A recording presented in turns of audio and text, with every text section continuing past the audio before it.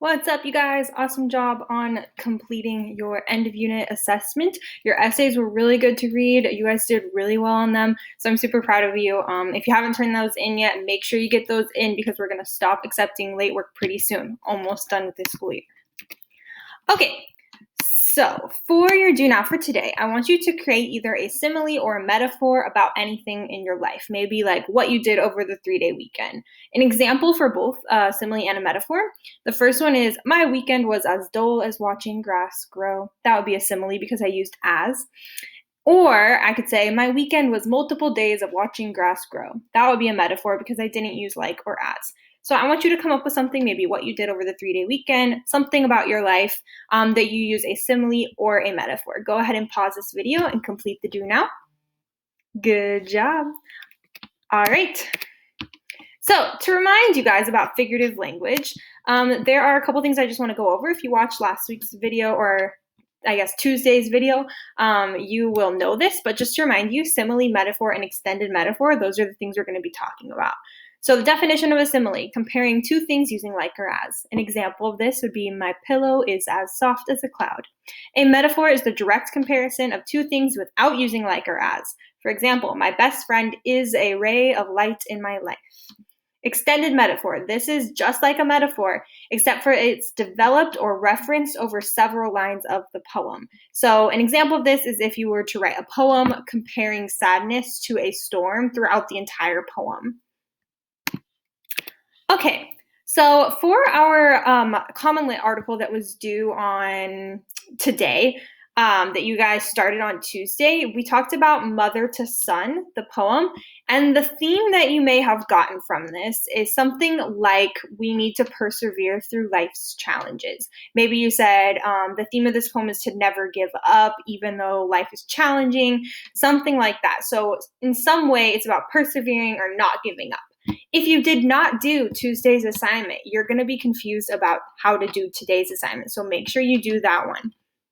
Also, I hope you like my little meme here. You want me to write poetry? Because I'm going to make you write poetry. So your prompts to choose from today for your own poem. You only are going to choose one, and you're only going to need to write one poem.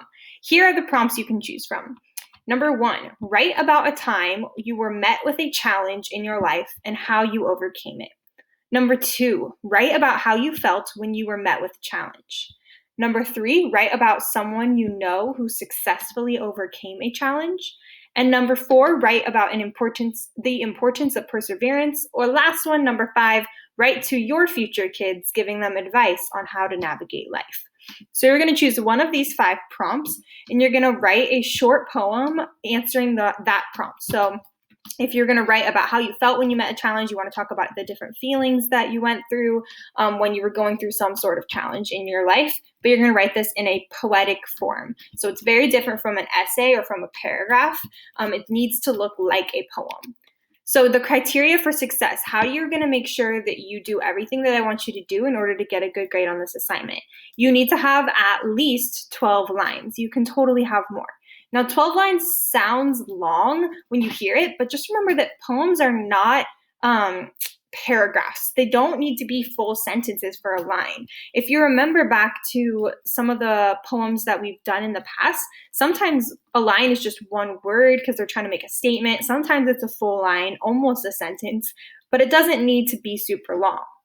It's going to be free verse. This just means it doesn't need to be any certain form, and it doesn't need to rhyme. You can have it rhyme if you want. It needs to address one of the prompts from this page, and then it needs to incorporate at least one simile and at least one metaphor. You can have this be an extended metaphor, so something that you use throughout the whole poem.